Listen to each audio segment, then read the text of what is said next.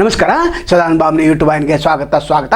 ಮೂಢನಂಬಿಕೆಯ ವಿರುದ್ಧ ನಾವು ಸತತವಾದಂಥ ವಿಡಿಯೋಗಳನ್ನು ಮಾಡ್ತಾ ಇದ್ದೇವೆ. ಕೆಲವೊಂದು ಜನ ಲಿಂಬುವನ್ನು ನಂತರ ಮಂತ್ರವನ್ನು ನಂಬಿದ್ದಾರೆ, ಕೆಲವೊಂದು ಜನ ಕೈಯನ್ನು ನಂಬಿರ್ತಾರೆ, ಕೆಲವೊಂದು ಜನ ಎಡಗಾಲ ಶ್ರೇಷ್ಠ ಬಲಗಾಲ ಶ್ರೇಷ್ಠ ಅಂತಂದಿರ್ತಾರೆ, ಇನ್ನೊಂದು ಕೆಲವೊಂದು ಜನ ಎಡಗೈ ಶ್ರೇಷ್ಠ ಬಲಗೈ ಶ್ರೇಷ್ಠ. ಒಟ್ಟೆ ಮೂಢನಂಬಿಕೆಯಲ್ಲಿ ಜನ ನರಳ್ತಾ ಇದ್ದಾರೆ ದೇವರ ಭಯದಿಂದ.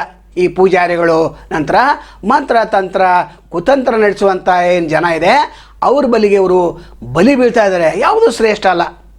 ನಂತರ ಆ ಕಾಲ ಈ ಕಾಲ ವಿಘ್ನ ಕಾಲ ಅಂಥೇಳಿ ಇವರು ವಿಭಾಗ ಮಾಡಿ ಜನರನ್ನು ತಪ್ಪು ದಾರಿಗೆ ತೆಗೆದುಕೊಂಡು ಹೋಗ್ತಾ ಇದ್ದಾರೆ. ಒಂದಿನ ಏನಾಯ್ತು ಅಂತಂದರೆ, ಒಬ್ಬ ಯುವಕ ಜ್ಯೋತಿಷಿನ ಬಳಿಗೆ ಹೋಗಿದ್ದ. ಆ ಜ್ಯೋತಿಷಿಗೆ ಏನು ಕೇಳ್ತಾನಂದರೆ, ನನ್ನ ಮದುವೆ ಯಾವಾಗ ಆಗೋದು ಅಂತ ಕೇಳ್ತಾನೆ.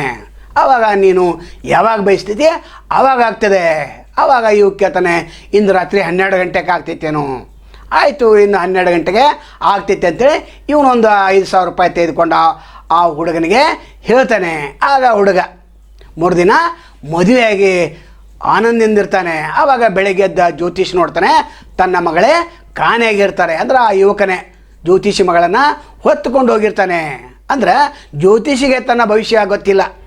ಇಂಥವ್ರ ಬಳಿ ಜನ ಹೋಗ್ತಾ ಇದ್ದಾರೆ. ನಂತರ ಗಿಳಿಶಾಸ್ತ್ರ ಕೇಳೋದು.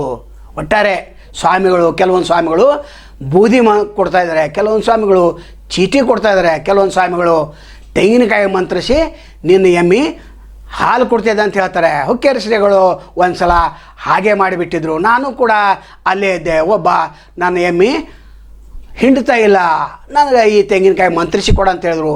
ನನ್ನ ಮುಂದೆ ಕೂಡ ಈ ಹುಕ್ಕೇರಿ ಶ್ರೀಗಳು ಮಂತ್ರಿಸಿಕೊಟ್ರು. ಆಗ ಆತ ಆನಂದದಿಂದ ಹೋದ.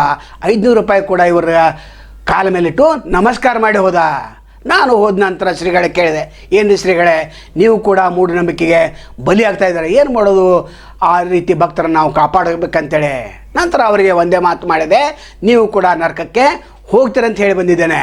ಇಂಥ ಶ್ರೀಗಳು ಜಿಲ್ಲೆಯಲ್ಲಿ ಕೂಡ ಸಾಕಷ್ಟು ಜನ ಇದ್ದಾರೆ. ನಂತರ ಅನೇಕರು ಟಿ ವಿಯಲ್ಲಿ ನೋಡಿ ಭವಿಷ್ಯನ ನಿರ್ಧರಿಸ ಮಾಡ್ತಾ ಇದ್ದಾರೆ. ನಿಮ್ಮ ಬೆವರಿನ ಹನಿ ನಿಮ್ಮ ಹಣೆ ಬರವನ್ನು ಬದಲಿಸಬೇಕೇ ವಿನಃ ನಿಮ್ಮ ಜ್ಯೋತಿಷ್ಯ ನಿಮ್ಮ ಹಣೆ ಬರವನ್ನು ಬದಲಿಸಲಿಕ್ಕೆ ಸಾಧ್ಯ ಇಲ್ಲ. ಇಂಥ ಅನೇಕ ವಿಡಿಯೋಗಳನ್ನು ನಾವು ಮೇಲಿಂದ ಮೇಲೆ ಮಾಡಿ ಜನರನ್ನು ಎಚ್ಚರ ಮಾಡ್ತಾ ಇದ್ದೇವೆ. ಸತೀಶ್ ಜಾರಕಿಹೊಳಿ ಒಂದು ಸಲ ಸ್ಮಶಾನ ಭೂಮಿಯಿಂದ ನಾಮಪತ್ರ ಸಲ್ಲಿಕೆ ಮಾಡಲಿಕ್ಕೆ ಹೋಗಿದ್ದರು.